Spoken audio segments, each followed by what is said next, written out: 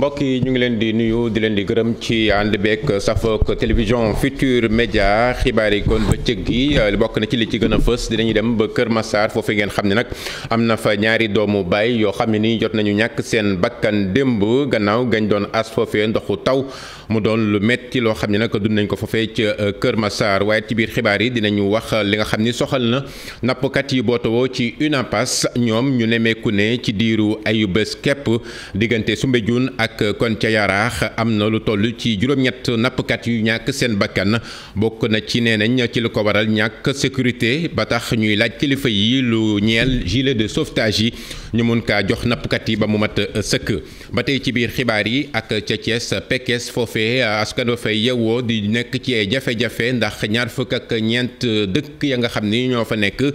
forage ga leen doon jox ndox jamono ji doxul ba tax kon ñuy yuuxu di laaj kilifa yi ñu taxawu leen di leen ci ànd ak Cheikh Anta Diop alxames gu jot ni ñu koy defee ak les bonnes feuilles de la rédaction ànd ci ak Ibou Diouf tey kon ka nga xam ne ni mooy xaatimkat bi ngi mu jox kaddu moom dina ko déglu ci lépp loo xam ni kon bind na ko ci téereem bi mu dippee les paroles d'un œil curieux jagleel ko Cheikh Ahmadou Bamba Mbacké Khadimu Rasoul moom mu samp yoonu murit lépp ci kon jagleel téere ba nga xam ne ni bind na ko ci ak way ba mu def lépp ci ay xaatim ak yeneen taalif yoo xam ne daal kon nas na ko ci biir téere boobee li ci gën a yaatu incha allah ci biir xibaar yi ñu ànd ceeg Ibou Diouf mbokk yi neskis ñu yaatal.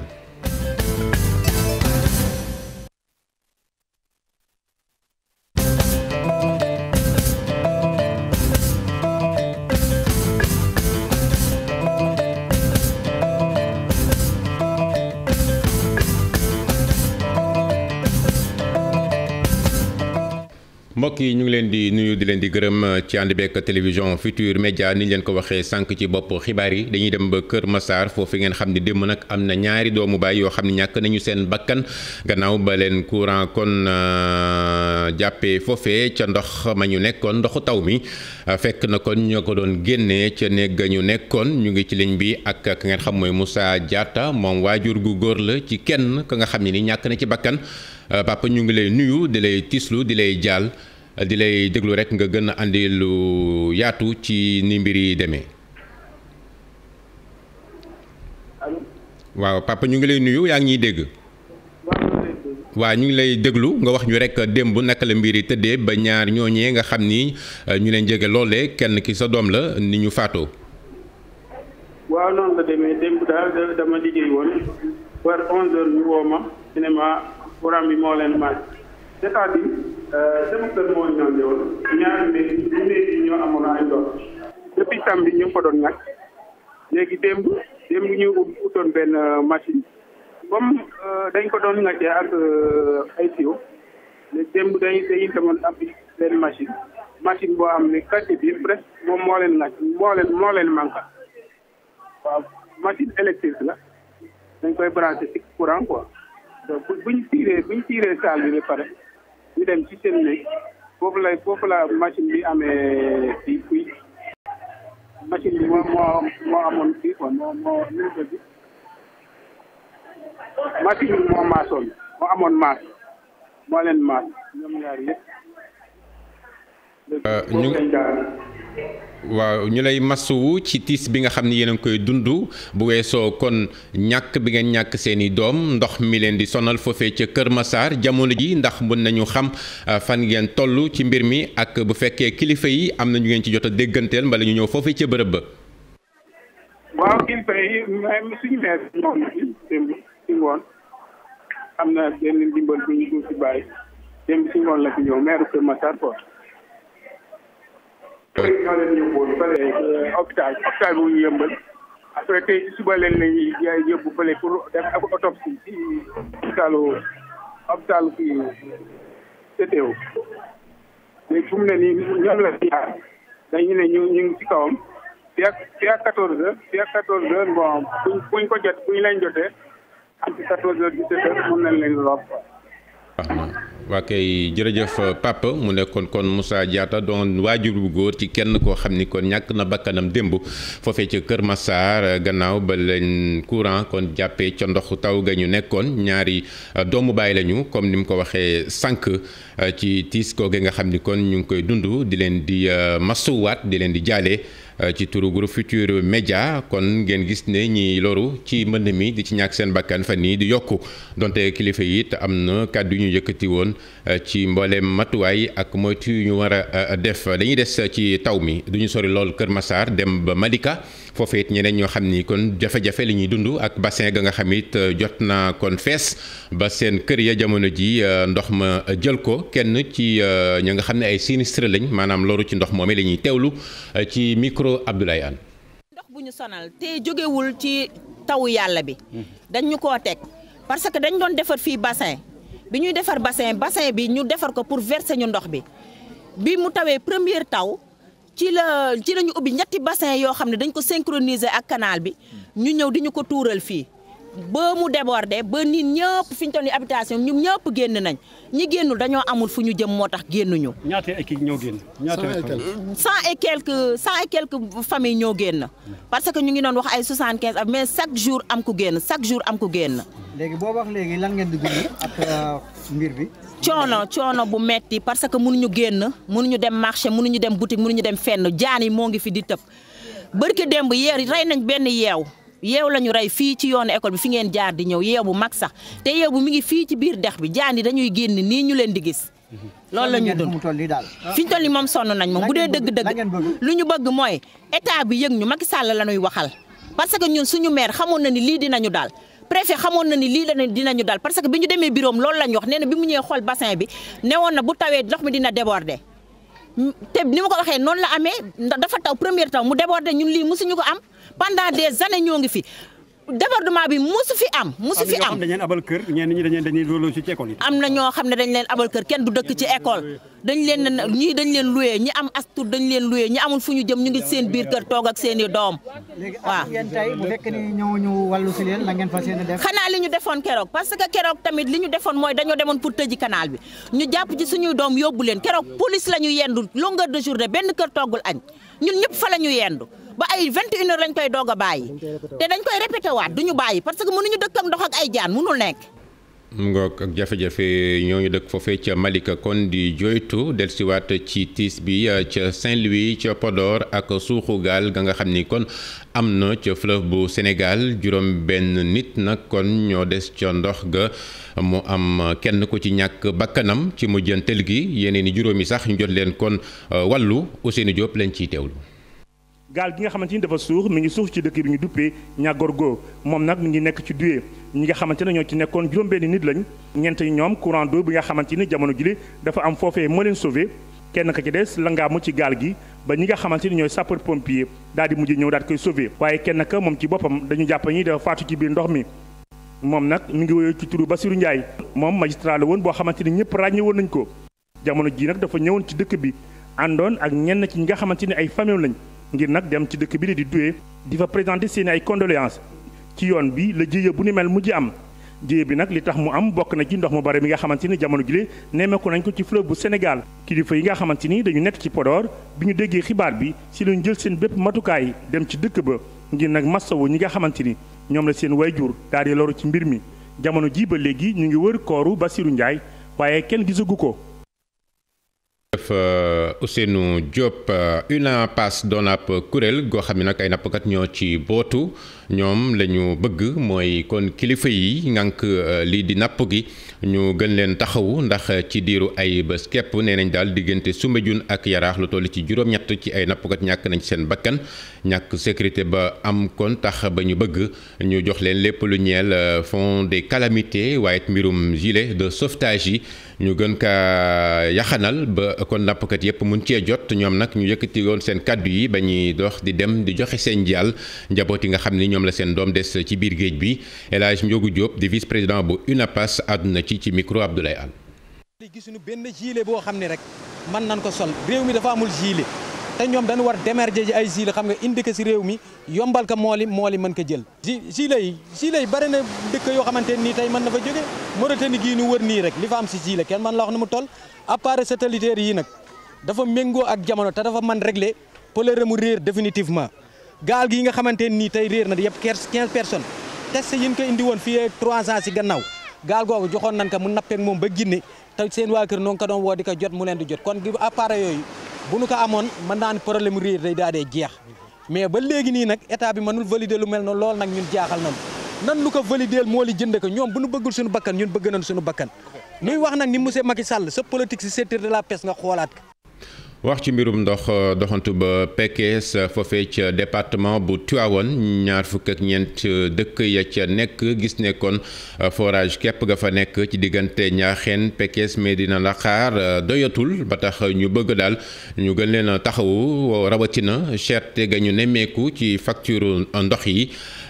loolee kon andi jafe-jafe leneen muy kon naka la ñu war a mën a def ba seen maraîchage ñu ciy amal ca gox yooyu ñu mun kaa gën a doxal reportage Cheikh Anta Diop ànd ci ak Seylatir. forage bi mi ngi nekk ci dëkk bu ñuy wax Léyeen nekk ci Pekes daanaka ñaar fukki dëkk ak ñeent lay nàndal. ndax fii Luxembourg mënu ko joxoon fii ñaar fukki dëkk ak ñeent ñoo moom lii forage bii muy commune Ñaaxeen commune Pekes commune Mérina Dakhar ñoo ko seq. Cekkeen ci la bokk. Njandaate Kuujaan ñetti Kuujaan Farbot Mbaylaar Ngéy Léyeen yi mu ñaari Léyeen ci la ñuy naan. askan wi de fii nee nañ sonn nañu ndaxte mënatuñoo amam ndox mi jotewul dëkk yi te it facture yi nga xamante ni moom la leen waa Aquatec di indil de facture yu jéggi dayo la. branchement sociaux boo def tey jii yaa ngi fay 109 800 te boole ak wutu kayit dem ba Tivaouane dem ba Thiès dellusiwaat ndax ñun dañoo wëlbati ko gonfale suñuy facture ndax boobu fanweer la ñuy fay ak ñaar fukk ak juróom tey dem nañ ba 250. munoo taxaw am ci semence am ci engrais bëgg a fay ndox desal dara jeunes yëpp dem nañu noonu mbayum dër dañ koy def mais fii mënatoo liggéey ñii ngi dem ci gaal yi ñii des nañ ci gaal yi ñii seen i bokk fi mu ne naqar. Babacar Mbaye miy jógee dëkk bii ñuy wax Njandaate moom mu xamal ne forage bi de bi ñu ko joxee repreneur bu yees ba léegi de amatuñu jàmm. am dool ñëw fi ndax ki am dool dëgg-dëgg day teg dundu ren ba déwén ci amu fi ak waa teg na dem bàyyi ñu suñu forage. Kiné Fall mi yor kàddu jigéen ñi nee na ndox mi de melokaan bi doy na waar. fi mu nekk na mënuñu ko xelli guddi naan ndax salte leer waa kër ga dama koy du ci soo taaj ko ba mu am lu mat ñaari minute ma door koo segg. ñoom sax nee nañ xamal nañu ko nag sous préfet bu arrondissement bu Mérina Dakhar ba ñu ngi xaar nag mu indi ci pexe ngir saafara jafe-jafe yi nga xamante ni ñaar fukki dëkk ak ñeent yi wër forage bi am nañu ko. Cheikh Anta Diop wax ci liggéeykat yu Limak AIBD Souma kon foofee ca AIBD aéroport bu Diass ñoom nag maire ba Fouta la ñu def tax ba ñu jox diiru ñetti fan kilifa yi ngir ñu faj seen i yitte ñoom nag nee nañ daal seen i compte bancaire dañu kaa bloqué yoon moo ko def ndax laalee nga dox seen digganteeg Senelec ñu jàpp ni daal liggéeykat yi nekk ci Air Sénégal Transair ak yeneen i société lu toll ci fukki milliards ak juróom moom la leen kon état bi amal ñoom nag ñu xamle loolee ci seen ndaje bi ñu doon amal ak taskatu xibaar yi Abdourahmane Diallo ak Mamadou Gueye. ginnaaw bi ñu bloqué seen compte ci dogalu yoon ñi di liggéeyee Limak AIBD Souma fas yéene bloqué aéroport bi ñoom nag ab ñetti fan la ñu daal di joxe. dañoo xëy tey ci suba ñu yëgal nit ñu ni dafa am décision wu décision wu yoon boo xam ni dafa bloqué compte laas yi. li ko waral nag di bor boo xam ni laas da koo amel Senelec mu toll ci 4 milliards. à partir de semaine prochaine maanaam lundi bu ñu utul saafara ci lii nga xam ne moom mooy jafe-jafe yi ñuy dund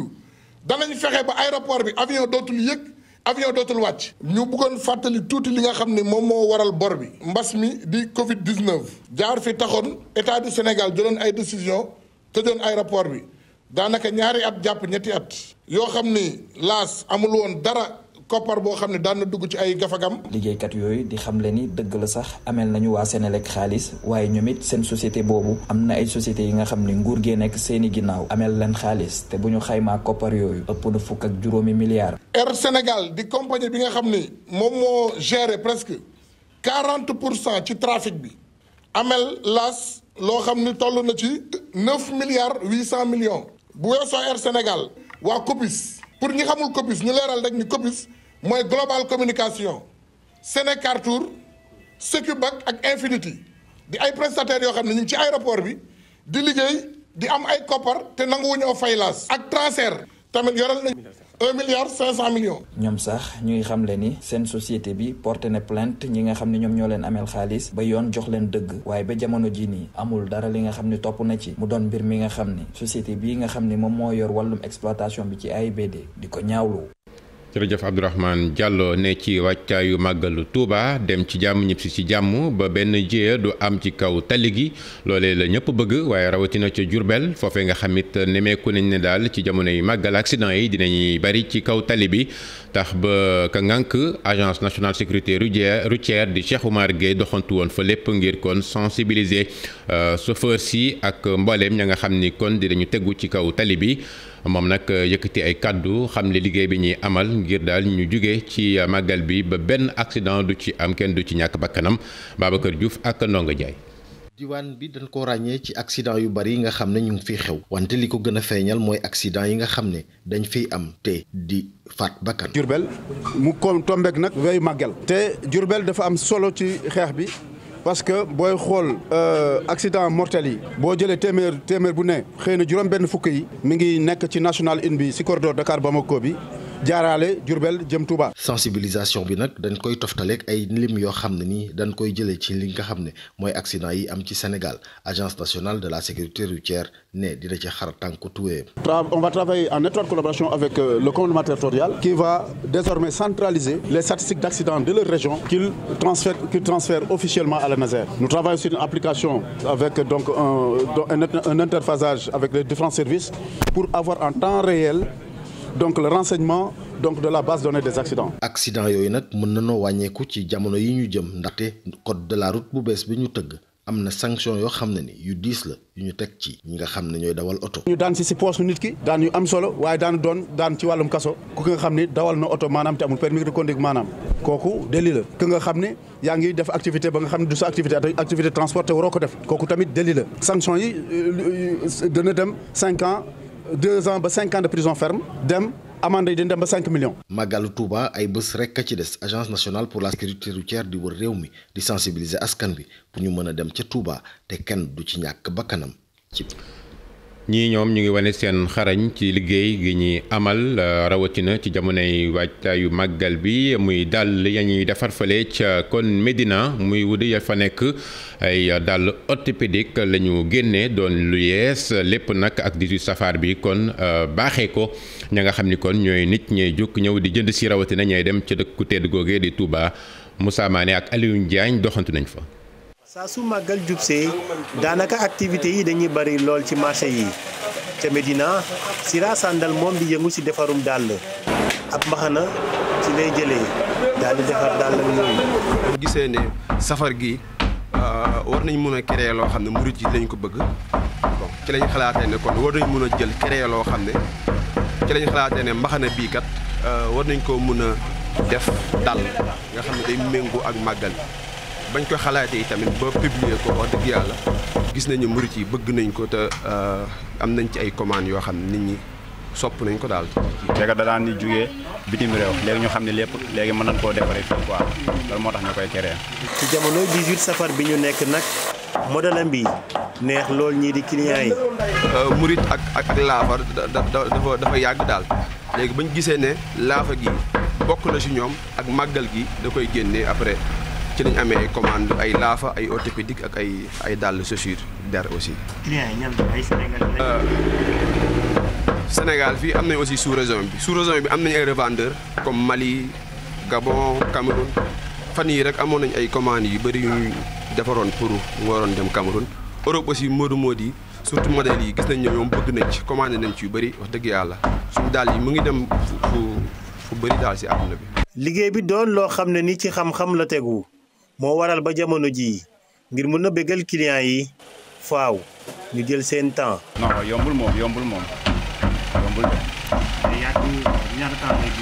day jël temps aussi tamit da nga koy faa nga teel ko parce que finition beeg yooyu pour mu jaar yoon quoi yombul waaw. li di grand magal de Touba bi nag ñu jàpp ko ci fukki fan ak juróom ci weeru septembre bii ñu nekk moo waral ba jamono jii ñoom commerçant yi ak ñii di artisan yi seeni mbir.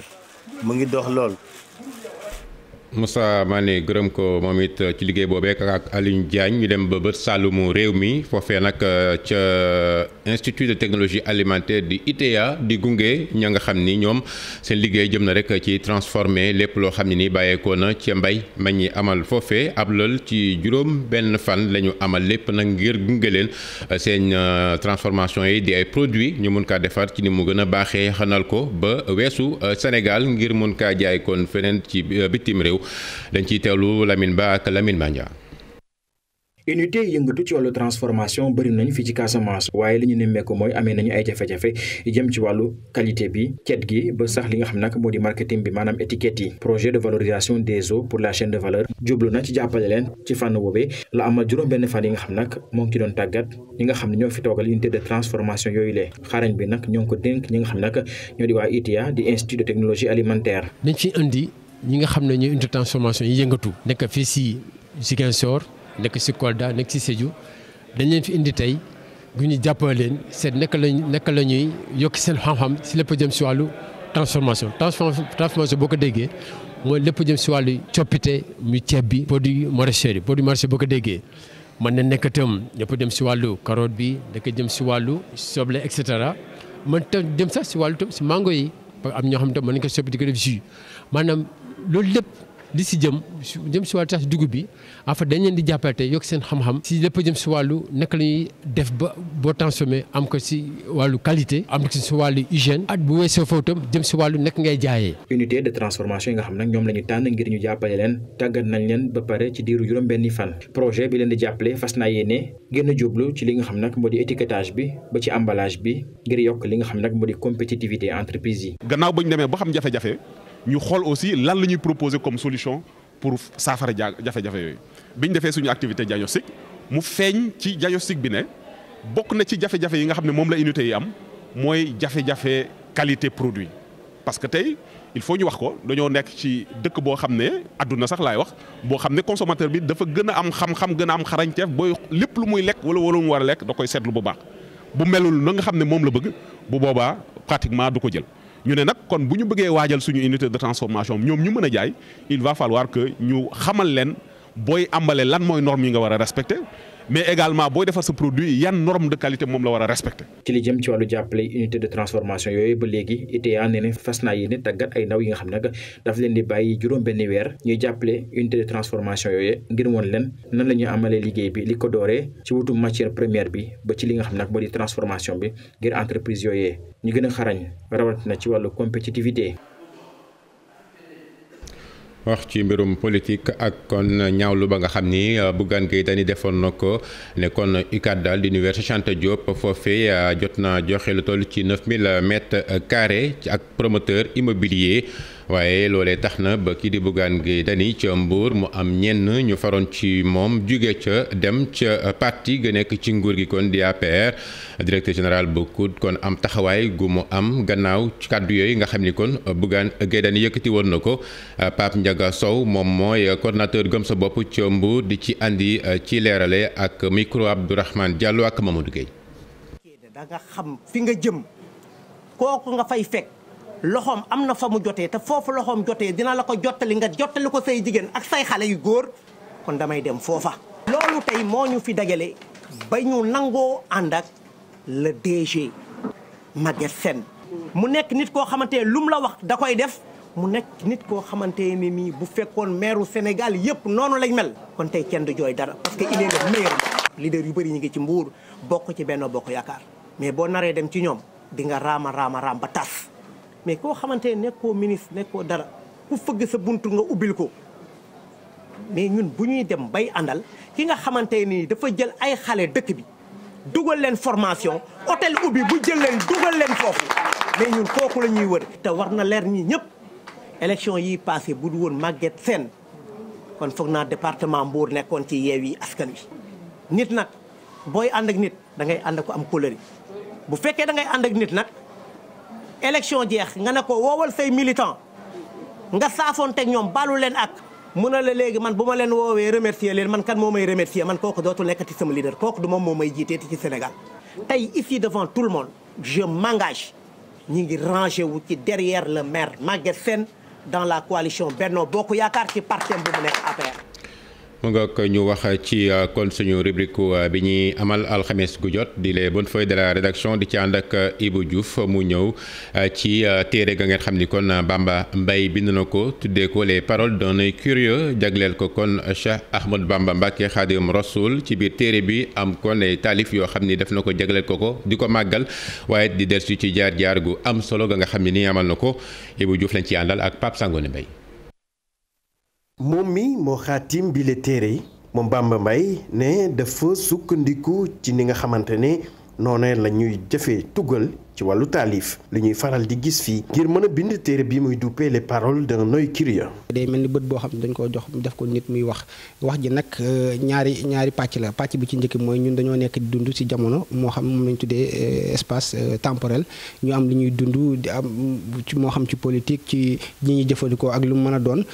xool loo xam si ay may sëñ bi la waaye xool loo xam si kenn tudd ko ci sëñ mu doon ay miracle. muy ay taalif yu bëri te wuute bu ci nekk ci ñëwaat ci benn pàcc ci li nga xamante ne loolee la ñuy dund ñëwaat ni tamit ngir delloo si njukkal Cheikh Ahmadou Bamba. di xool askan wi par rapport ak suñu expérience suñuy at ak yooyu yëpp li ñu jot a dund di xool dëkk beeg àdduna bi ni muy doxee ñu gis ni lii ñuy xool ak di ko xool bët bu sob tamit ñun moom lañ dikk di ko tekk ci ay parole mooy waral mbind mi waaye ñu gis ni loolu lépp nag am nañ ci solution te ki ko mën a saafara mooy Cheikh Ahmadou Bamba. beneen côté bi tamit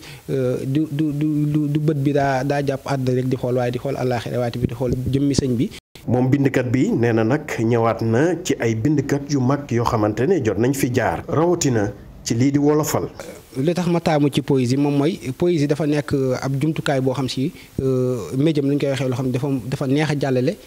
ay mbir waaye comme ni may bindee ay riim ak yooyu nga xam si nit ki da nga koy tënk moom day liir di gis neexaayi kii bi waaye du ci bàyyi xel sax waaye day am jàngat goo xam si wute naag wesar goo xam si tey. bu dee wolof ñu noose lañuy wax bu dee waseer mooy prose. ci bile recueil de poème wala sax ay taalif bëri na ci loo xamante ne moom la askan wi di dund mu dëxañ ko ci bile téere loolu rek di firndeel xarañteem ci wàllu bind rawatina lii di poésie. suñu yéene moom mooy ñiy jàngale nasaraan si jëw tamit buñ amee téere yi mel nii dañ ci mën a li ñu bëgg a jàngale ci ay les éléments poétiques yooyu yëpp mi ngi ci ouvrage bi te day tax xale bi xam ko waaye tamit day tax xale bi mën a xam dëgg-dëgg kan mooy Cheikh Ahmadou Bamba. les paroles d'un œil curieux di ab recueil de poèmes mu dëxañ ci ay taalif yu bëri moom Bamba Mbaye mi di jàngalekat doon tamit journaliste bokk itam ci association des écrivains de la Mouridia. Ibou Diouf gërëm ko sant ko moom it ci liggéey googee ñu wax nag ci sport ak raaya bi ñu jagleel coupe du monde nekk ci Sénégal démb ak bërki démb la woon waaye tax ba ca palais de la République ñu amal fa ab xew-xew njiit réew Macky Sall kon moom it ñu jox ko mu waxtaan ak sénégalais yi ak fédération sénégalaise bu football ba nga xam ne moom it teewoon na foofee ca palais lépp kon ngir waajal suñu gaynde yi ci seen teewaay ca Qatar atum 2022 Cheikh Sadibou Diar lañ ci àndal. teewaayu coupe du monde football bi fii ci Dakar mel na ni lu yokk mbébétu Sénégal ca mondial Qatar 2022 bi ndamu gaynde yi ci weeru décembre bii di ñëw kilifa yi gën a kawe ci réew mi am nañ ci yaakaar. gën nañoo xarañ état bi jàppale na leen kon condition yëpp daje nañu pour Sénégal jël ndam li ndam nag fulla moo koy jël ak fayda. kuy dem ci xare bu toll nii te gëmoo sa bopp soxlawul ngay dem parce que da ngay sonnal nit ñi rek. comme yàlla def na ñun ñoo jiite Afrique jamono ji gagné coupe d'Afrique kon li ci des mooy gagné coupe du monde. fi mu nekk jamaale yëpp jóg nañu taxaw ma koy xamal ne ñun nag ñoo ko gën a sopp ñoo ko gën a bëgg te ñun ñoo yor teraanga fas yéene nag jëli ko gagné ko indi ko fii teral ko ci Sénégal incha allah. donc yal na ko yàlla def. bëgg-bëgg boobu fédération sénégalaise bu football am na yaakaar mottali yéene bi. fi ñu toll si defe naa suñu tolluwaay ci football tax na ci atum 2022 ñun tiituñu dara xalaatuñu ne ay gënt la bu ñu nee Sénégal mën na indi coupe du monde dañ siy liggéey. am équipe tam bu stable loolu tam lu am solo parce que automatisme dafa am solo donc loolu yëpp may nañu ne suñ demee si coupe du monde bi war nañu mën jéggi li nga xam ne moo doon maanaam. fi nga xam ne football africain foofu la mos a toll muy quart de finale parce que loolu mooy suñu premier objectif bu ñu si yeggee nag ba dem demi finale nag duñu dem pour xool coupe bi rek dem ñibbi dañuy dem fexe xëcc ko comme ni ñu ko président bi laajee comme dañ ko sànni suñuy flèche ne ko dañ la bëgg lu ñu jaral rek jaral nañu ko pour ñu indi ko fii te am nañu kattan bi man gëm naa loolu. coupe du monde football bi nekk fii ci Sénégal démb ba léegi dina wéyal wër bi muy def ci réewu Afrique yi dem ca Qatar 2022 mu di ca Cameroun Maroc. des ak yow Cheikh Sadibou Diarra mu tàllal micro mi ba tey maître Augustin Senghor président fédération sénégalaise bu football di xam ne ni kon suñu gaynde yi lépp jëm ci waajtaayu mondial boobee ca Qatar ñoom nag seen regroupement ca Doha dañu koy amal lépp ngir bañ leen a teg coono yokk ci ne dina am 3 match yoo xam ne nag dañ ko amal ci waajtaay yi dañ koy teewlu. benn bi Bolivie la le 24 ñu war ko jouer nag fële ca Orléans suñu agent bi mu ngi finaliser lépp donc pour agent de match bi. beneen bi muy contre Iran ñu ngi koy jouer Autriche parce que coach bi dafa bëggoon ay équipe yoo xam ne seen xar kanam day jegeyaatoo ak li nga xam ne mooy équipe yi ñu bokkal poule comme nag fenêtre septembre bi dafa xat torop ñaari match rek lañ si mënoon jouer mais am nañu yaakaar ne balaa coupe du monde bi novembre bu ñuy dugg si tàggatu bu mujjee bi dañu am peut-être benn match boo xam ne équipe européenne lañ koy jouer gis équipe européenne buy jouer ni Pays-Bas jafewul. donc defe naa am nañu temps comme dese nañu 2 mois pour waxtaan ak pays européens yi nga xam ne dinañu soit ñu qualifié nañu coupe du monde wala sax ñi nga xam ne qualifié nañu pour mën a jouer match amical boobu. fenêtre bi nga xam ne FIFA moom la maye pour tàggatu pour équipe yi qualifié une semaine la mënuñ fi di voyager ay dëkk ak dëkk wala sax ñëw Sénégal foofu ci doxal entraîneur bi fas yéene jouer ko parce que dinañu may ñu mun lu ñuy wax maanaam optimiser temps de préparation bi mais aussi. éviter va-et-vient yoo xam ne en une semaine parce que ñun le 21 la ñuy joué. agsi nañ ci lu yéenekaay yi kon xëyee tey ñu dëgtal leen njàngat li ak El Hadji Assane Gueye. lu ginnaaw ci coow ak njaaxumal suuf si jibee ci l'école nationale économie appliquée ci Mermoz ak juróom-ñetti junniy mètre carré yu ñu fa baaxe woon kër gu yëngu ci wàllu dëkkuwaay di Sertem Le Témoin xëy dafa blaaj de mbaadu kon gouverneur Ndakaaru la cib deram nar a yàqu ndax mooy ki signé woon kayit bi de président Sall wëlbatiku ne déet mbaadu kon moom gouverneur mooy doon xaram sarax mi enquête ne état bi fay na lakk gi ci gàttal njiitam réew bi sàkku na ñu jël matuwaay yépp ngir sàmm suufas l'école bi ca dellusiwaat indil ko leeral li war yépp na mu gën a gaawe waa SAES ñoom di syndicat jàngalekat daara yu kawe yi ba tey yéenekaay bi di sàkku ñu niilal këyit wi nga xamante ni moom la ñu joxe ñeel suuf si di bàyyi bi ndax dañoo jàpp ne ci fraude la tegu ministre Cheikh Oumar Anne yore njàng mu kaw mi dalal xel yi dara duñ ko tee xëy mu ne ci suufas école supérieure économie appliquée observateur ne ci mbir mi nag lañ ca waxul woon kat mooy ndeke ci njëlbeen projet la ñu fa namoon ñeel ay classes préparatoires àndoon ci partenaires yu Amérique ab ancien premier ministre nekkoon ki jiite projet bi ginnaaw si ñu ruuma daat ci suuf ab projet buñ ne dàpp secret jëm ci ay dëkkuwaay di résidence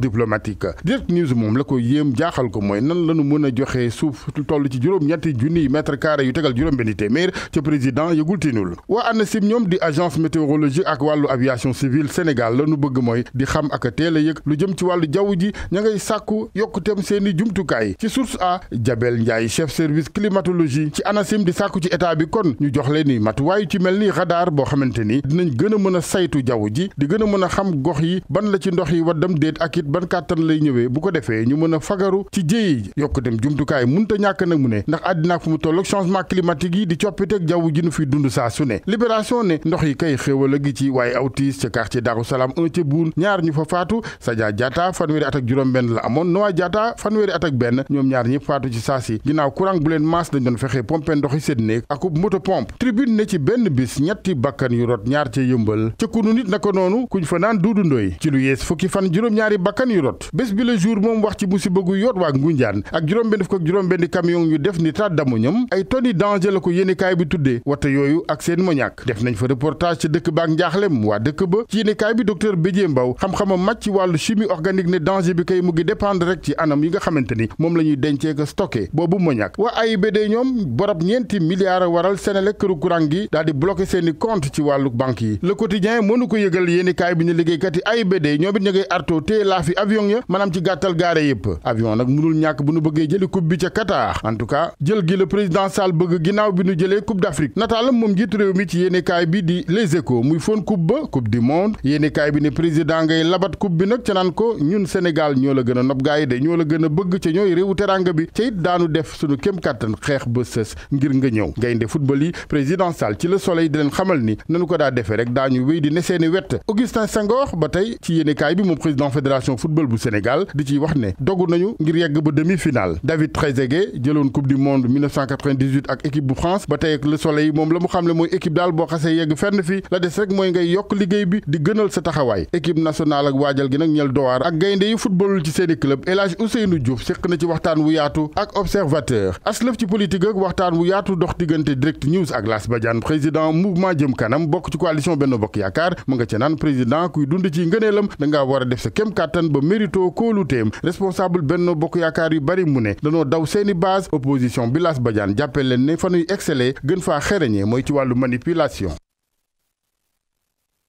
mu nga kon mbokki xibaar yi buur na di leen sant ci teewlu bi neskis Mamadou Ndiaye ak Mairie Bey teew yaatal ci li ci internet xibaar yi di daje incha allah bu ngoon jotee juróom-ñaari waxtu ba teftal fanweeri simili jërë ngeen jëf.